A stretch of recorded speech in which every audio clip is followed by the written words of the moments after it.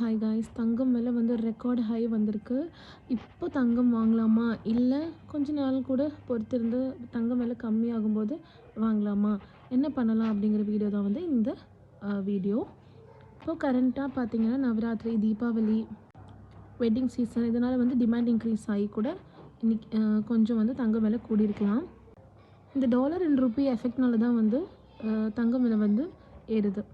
Dollar விலை அதிகமாக போனால் கண்டிப்பாக ரூபாய்க்கு வந்து விலை வந்து குறையும், மதிப்பு வந்து குறையும். அப்போ வந்து கண்டிப்பாக இந்தியாவில் வந்து தங்க விலை வந்து கண்டிப்பாக ஏறும். நிறையா கண்ட்ரீஸ் வந்து பார்த்திங்கன்னா கோல்டை வந்து வாங்கி வாங்கி வைக்கிது சென்ட்ரல் பேங்க்ஸ் எல்லாம். அதனால தான் வந்து கோல்டு விலை வந்து இந்த மாதிரி ரெக்கார்ட் ஹை வந்து வருது. கண்டிப்பாக வந்து கொஞ்சம் கொஞ்சமாக வாங்குங்க. காயின்ஸ் பார்ஸில் வந்து இன்வெஸ்ட் பண்ணுங்கள். எல்லோரும் வாங்குகிறாங்க அப்படின்னு நம்மளும் வாங்கணும் அப்படின்னு அவசியம் இல்லை.